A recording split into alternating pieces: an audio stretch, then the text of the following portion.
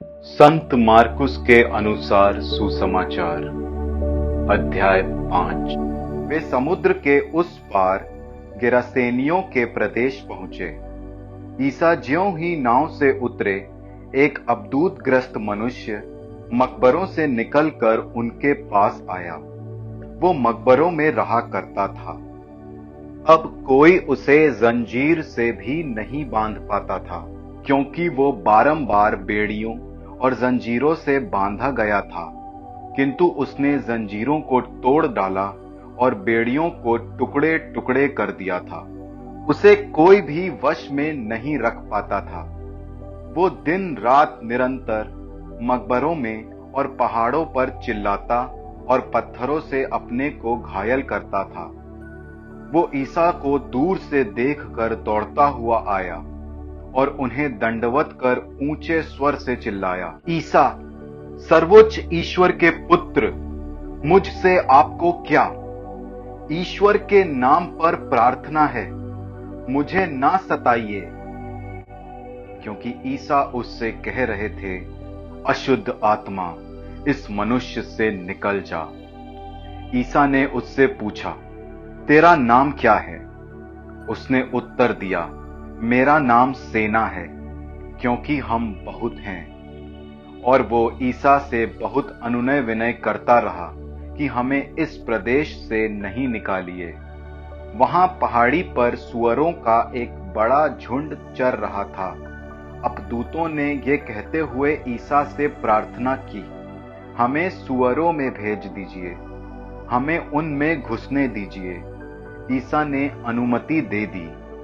तब अबदूत उस मनुष्य से निकलकर सुअरों में जा घुसे और लगभग 2000 का वो झुंड तेजी से ढाल पर से समुद्र में कूद पड़ा और उसमें डूबकर मर गया। सुअर चराने वाले भाग गए। उन्होंने नगर और बस्तियों में इसकी खबर फैला दी। लोग ये सब देखने निकले। वे ईसा के पास आए और ये देखकर भयभीत हो गए कि वो अबदूतग्रस्त, जिसमें पहले अबदूतों की सेना थी, कपड़े पहने शांत भाव से बैठा हुआ है। जिन्होंने ये सब अपनी आंखों से देखा था, उन्होंने लोगों को बताया कि अबदूतग्रस्त के साथ क्या हुआ और सुअरों पर क्या क्या बीती। तब गेरासेनी ईसा से निवेदन करने लगे कि वे उनके प्रदेश से चले जाएं। ईसा नाव पर चढ़ ही रहे थे कि अबदूतग्रस्त ने बड़े आग्रह के साथ ये प्रार्थना की, मुझे अपने पास रहने दीजिए। उसकी प्रार्थना अस्वीकार करते हुए ईसा ने कहा, अपने लोगों के पास अपने घर जाओ और उन्हें बता दो कि प्रभु ने तुम्हारे लिए क्या क्या किया है और तुम पर किस तरह कृपा की है। वो चला गया और सारे देकापोलिस में ये सुनाता फिरता कि ईसा ने उसके लिए क्या क्या किया था, और सब लोग अचंभे में पड़ जाते थे।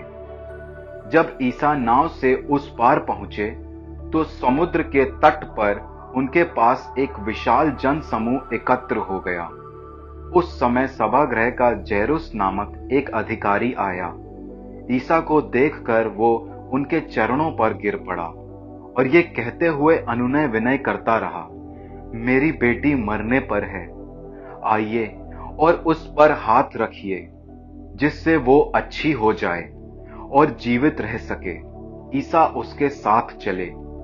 एक बड़ी भीड़ उनके पीछे हो ली और लोग चारों ओर से उन पर गिरे पड़ते थे। एक स्त्री 12 बरस से रक्तस्राव से पीड़ित थी। अनेक वैद्यों के इलाज के कारण उसे बहुत कष्ट सहना पड़ा था और सब कुछ खर्च करने पर भी उसे कोई लाभ नहीं हुआ था, बल्कि वो और भी बीमार हो गई थी। उसने ईसा के विषय में सुना था और भीड़ में पीछे से आकर उनका कपड़ा छू लिया, क्योंकि वो मन ही मन कहती थी, यदि मैं उनका कपड़ा भर छूने पाऊं तो अच्छी हो जाऊंगी। उसका रक्तस्राव उसी क्षण सूख गया और उसने अपने शरीर में अनुभव किया कि मेरा रोग दूर हो गया है। ईसा उसी समय जान गए कि उनसे शक्ति निकली है। भीड़ में मुड़कर उन्होंने पूछा, किसने मेरा कपड़ा छुआ? उनके शिष्यों ने उनसे कहा, आप देखते ही हैं कि भीड़ आप पर गिरी पड़ती है, तब भी आप पूछते हैं किसने मेरा स्पर्श किया? जिसने ऐसा किया था उसका पता लगाने के लिए ईसा ने चारों ओर दृष्टि दौड़ाई। वो स्त्री ये जानकर कि उसे क्या हो गया है, डरती कांपती हुई आई और उन्हें दंडवत कर सारा हाल बता दिया। ईसा ने उससे कहा, बेटी, तुम्हारे विश्वास ने तुम्हें चंगा कर दिया है। शांति प्राप्त कर जाओ और अपने रोग से मुक्त रहो। ईसा ये कह ही रहे थे कि सभागृह के अधिकारी के यहां से लोग आए और बोले, आपकी बेटी मर गई है, अब गुरुवर को कष्ट देने की जरूरत ही क्या है? ईसा ने उनकी बात सुनकर सभागृह के अधिकारी से कहा, डरिए नहीं, बस विश्वास कीजिए। ईसा ने पेत्रुस, याकूब और याकूब के भाई योहन के सिवा किसी को भी अपने साथ आने नहीं दिया।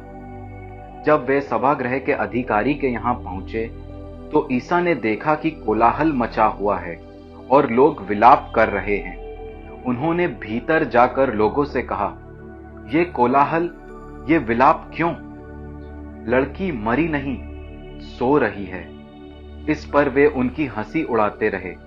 ईसा ने सबको बाहर कर दिया और वो लड़की के माता पिता और अपने साथियों के साथ उस जगह आए जहां लड़की पड़ी हुई थी। उन्होंने लड़की का हाथ पकड़कर उससे कहा, तालिथा कुम। इसका अर्थ है, ओ लड़की, मैं तुमसे कहता हूं, उठो। लड़की उसी क्षण उठ खड़ी हुई और चलने फिरने लगी, क्योंकि वो 12 बरस की थी। लोग बड़े अचंभे में पड़ गए। ईसा ने उन्हें बहुत समझाकर आदेश दिया कि ये बात कोई ना जान पाए और कहा कि लड़की को कुछ खाने को दो।